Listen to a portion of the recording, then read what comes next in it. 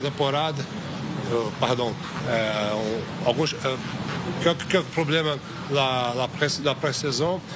L'arrivée des joueurs de l'équipe nationale. Après, les joueurs qui viennent avec le recrutement. Et tout ça au dernier moment de cette coupe. Ça, c'était gênant. يشوف المدرب أنه المستوى الفريق سيتحسن إن شاء الله قبل بداية الدوري، يعني لأن يعني لسه في وقت قبل بداية الدوري. إن شاء الله سيحصل انسجام، سنلعب بشكل أحسن إن شاء الله. يعني كانت الشيء الذي أعاقنا هو وصول اللاعبين بشكل متأخر. لاعبين المنتخب وصلوا قبل أسبوعين، لاعبين المحترفين وصلوا قبل 10 أيام تقريبا، وهذا كان يلزمنا أكثر تمارين على المستوى البدني وأكثر انسجام.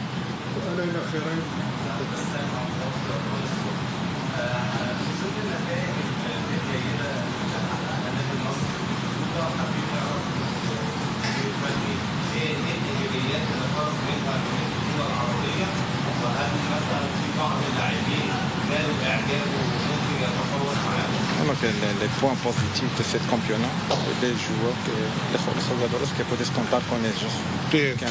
La préparation, on voulait gagner, mais bon, on était loin de la réalité. Aujourd'hui, nous savons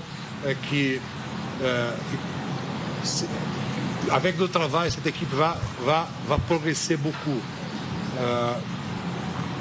J'ai vu de bons joueurs la première fois avec la complicité.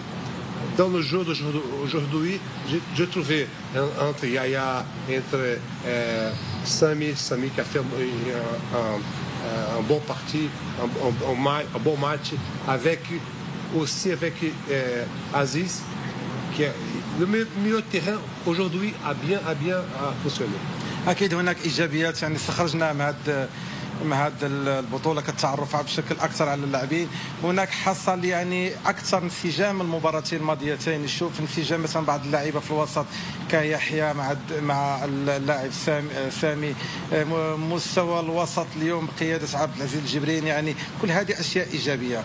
ويعني أكيد أن نتعرف على اللاعبين بشكل أقرب، وكلاعبين كسامي اللي يعني لفت النظر في هذه المباراة.